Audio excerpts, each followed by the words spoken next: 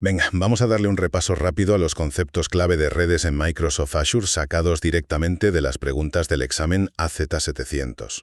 Y esto es súper importante, porque no hablamos de teoría. Hablamos de esos escenarios reales donde un fallo tonto de configuración te puede tener horas buscando el problema. Vamos a ver cómo te los puedes ahorrar. Primero, el enrutamiento del tráfico. Es súper estricto. Para sacar tráfico a Internet, una NAT Gateway siempre tiene preferencia sobre un balanceador de carga. Siempre. Esto es clave para saber qué IP pública se está usando. Y para dirigir el tráfico que entra, por ejemplo, si quieres que contoso.com App 1 vaya a un sitio, la herramienta que tienes que usar son las reglas de un Azure Application Gateway. Segundo punto, la alta disponibilidad. Si quieres que tus dispositivos de red virtuales, ya sabes los NVAs, no se caigan nunca, la solución del libro es un Azure Standard Load Balancer. Pero, ¿y si tu aplicación está repartida por el mundo? Ahí entra en juego Azure Traffic Manager, que funciona a nivel de DNS para mandar a cada usuario la región que le pille más cerca. Y tercero, un detallito que causa muchos dolores de cabeza, los tipos de IP. Un Azure Standard Load Balancer es, bueno, un poco especialito. Solo funciona con direcciones IP públicas que sean del tipo estándar y de asignación estática. No le valen ni las BASIC ni las dinámicas. En definitiva, para dominar las redes en Azure es clave entender la prioridad del enrutamiento, elegir la herramienta correcta y conocer muy bien las reglas de cada tipo de IP. Hola y bienvenidos. A ver, hoy vamos a meternos de lleno en el AZ700. Pero ojo, la idea no es simplemente memorizar respuestas de examen, ¿eh? Lo que vamos a hacer es desgranar de verdad los principios de redes de Azure que hay detrás, que se entienda el porqué de las cosas, que al final es lo que cuenta. Esta es nuestra hoja de ruta. Empezamos con el tráfico que sale, ¿vale? Cómo se va de nuestra red al exterior. Luego, le damos la vuelta y vemos cómo gestionar lo que entra. Después, subimos un escalón más para ver el tema a nivel global y, para rematar, nos ponemos el casco de seguridad y protegemos todo el tinglado. Venga, pues empezamos por el principio. El primer gran puzzle. ¿Cómo sale el tráfico de una red virtual de Azure? Parece simple, pero tiene su miga. Cuando una máquina virtual quiere conectarse a Internet, ¿qué IP pública usa para presentarse al mundo? Vamos a descubrirlo. Y para empezar, un caso práctico que seguro que a más de uno les suena. Pregunta 51. Tenemos montado un Azure Virtual Desktop, todo parece ir bien, pero de repente, los usuarios no pueden navegar. ¿El culpable? Se han agotado las conexiones SNAT. Un clásico de verdad en cuanto empiezas a escalar. Pero un momento, ¿qué es eso de SNAT? Vamos a explicarlo fácil. Imaginaos un edificio de oficinas con una sola dirección postal para todo el mundo. Pues SNAT es como el conserje. Cada vez que alguien de una oficina manda una carta, el conserje apunta de qué oficina ha salido para que, cuando llegue la respuesta, sepa a quién dársela. Cada conexión a Internet es una carta y necesita un apunte temporal, que es el puerto, para no liarse. Y entonces, ¿la solución? Pues es bastante lógica. La clave aquí es que cada IP pública que tenemos nos da un montón de puertos, miles. Si nos quedamos sin ellos, es como si al conserje se le acabara la libreta para apuntar. La solución más directa es darle más libretas, o sea, añadir más direcciones IP públicas a la NAT Gateway.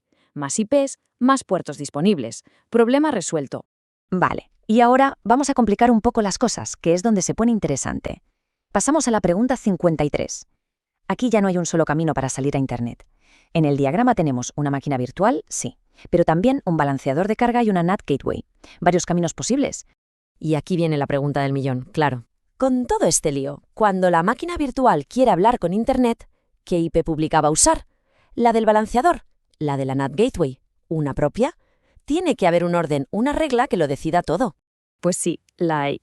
Y aquí está la jerarquía de Azure, el orden de prioridades. Es bastante sencillo si lo pensamos. Siempre gana lo más explícito, lo que define el comportamiento de forma más clara.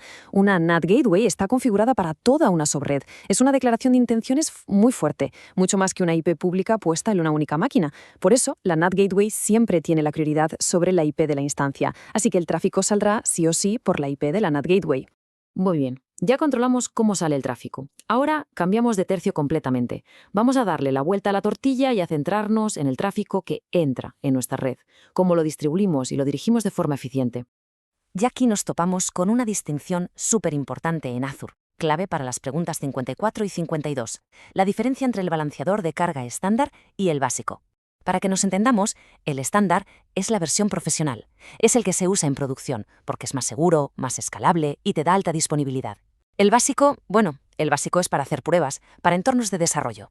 Y ojo, porque esta elección de SKU, estándar o básico, determina con qué tipo de IPs públicas pueden jugar. Si miramos esta tabla, que viene de la pregunta 52, el desafío es muy concreto. Necesitamos crear un balanceador de carga estándar en la región West US 2. Con la regla que acabamos de ver, la cosa está clara. Necesitamos IPs que cumplan dos condiciones, que sean de SKU estándar y que estén en West US 2. Si repasamos la lista, pues solo nos quedan IP4 e IP5. No hay más. Venga, ahora vamos a una forma un poco más sofisticada de dirigir el tráfico. Hablamos del enrutamiento basado en la ruta de la URL, que es el corazón de la pregunta 55. Esto es genial, porque nos permite ser mucho más listos. Es como si el tráfico que va a contoso.com/imágenes lo mandamos a los servidores de imágenes y el que va a contoso.com/vídeos a los servidores de vídeo. Todo desde el mismo sitio. Y esto, en la práctica, se hace con un Application Gateway. Mirad qué sencillo es el flujo. Primero, la petición, por ejemplo, para contoso.com/app1, llega a un componente que se llama listener, que básicamente está a la escucha. Luego, una regla que hemos configurado antes dice, oye, esto coincide con la ruta /app1. Y en cuanto a hacer match, la regla redirige el tráfico al grupo de servidores que está preparado específicamente para app1. Sencillo y súper potente. Así se resuelve la pregunta 55. Bueno, pues dejamos atrás lo regional y damos el salto al siguiente nivel, el global.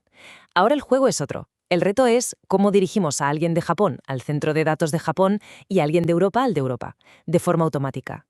Para jugar en esta liga, la herramienta es Azure Traffic Manager. Y para entender cómo funciona Traffic Manager y, de paso, resolver la pregunta 56, tenemos que volver a lo más básico del DNS, la diferencia entre un registro A y un CNAME. Un registro A es directo. Este nombre, www.contoso.com, apunta a esta IP 1.2.3.4. Fin. Un CNAME, en cambio, es un alias, una redirección. Dice www.contoso.com, en realidad es lo mismo que mi servicio en Azure.net. Entonces, aquí está la clave de todo. Traffic Manager es un servicio inteligente, no es una simple máquina con una IP fija. Su trabajo es decidir dinámicamente a qué IP enviar al usuario. Por eso, no podemos usar un registro A. Es imposible. La única forma de usarlo es crear un CNAME que apunte a nuestro dominio como www.contoso.com al nombre del perfil de Traffic Manager, que será algo como miperfil.trafficmanager.net. Ahora, la pregunta 58 nos pone sobre la mesa un problema muy del mundo real, la caché de DNS. A ver, para que Internet sea rápido, los servidores DNS y los ordenadores guardan las direcciones que ya han buscado. Es como guardar un número de teléfono para no tener que buscarlo en la agenda cada vez. El problema es, ¿y si ese número de teléfono cambia? ¿La caché te estaría mandando al sitio equivocado?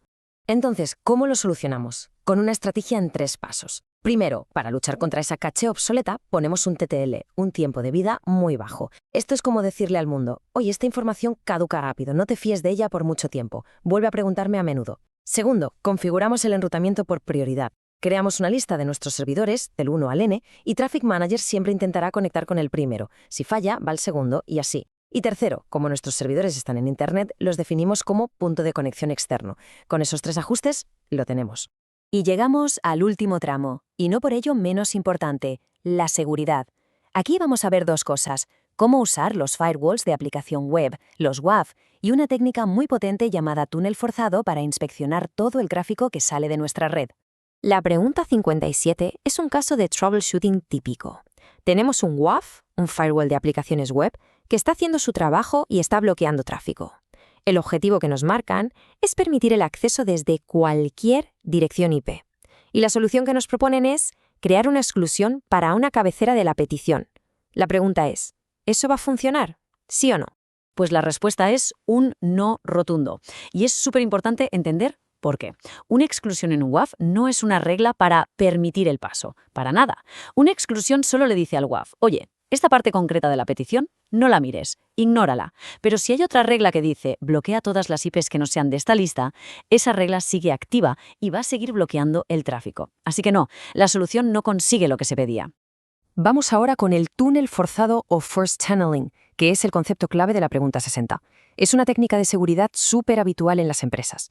La analogía es perfecta. En lugar de que cada empleado pueda salir a la calle por cualquier puerta, la empresa obliga a que todo el mundo pase por un único control de seguridad en la salida principal. Pues esto es lo mismo, pero para el tráfico de Internet de Azure. Todo el tráfico se fuerza a pasar por nuestra red local para que lo podamos inspeccionar. Y para montar esto, como vemos en las preguntas 59 y 60, se suele usar PowerShell. El proceso tiene toda la lógica del mundo. Primero, con New ASTIP Sec Policy, creamos la política de seguridad, las reglas del juego para el cifrado. Luego, con Get As Local Network Gateway, localizamos nuestra red local, el destino del tuel. Y finalmente, el comando estrella, Set As Virtual Network Gateway Connection. Este es el que lo activa todo. Es el que le dice a Azure: oye, a partir de este momento, cualquier intento de salir a Internet, me lo mandas por aquí, a mi red local. Y para terminar, una última reflexión. Hemos visto cómo sale el tráfico, cómo entra, cómo se gestiona a nivel global y cómo se asegura. ¿Cuál es el hilo que une todo esto? Si hay algo con lo que debemos quedarnos es con esto, el principio de control explícito. En Azure casi siempre hay un comportamiento por defecto, pero lo que de verdad manda es la configuración más específica que hayamos puesto. La regla más deliberada siempre gana. Entender esa jerarquía de quién manda sobre quién, esa es la verdadera clave para dominar las redes en Azure. Muchas gracias por la atención.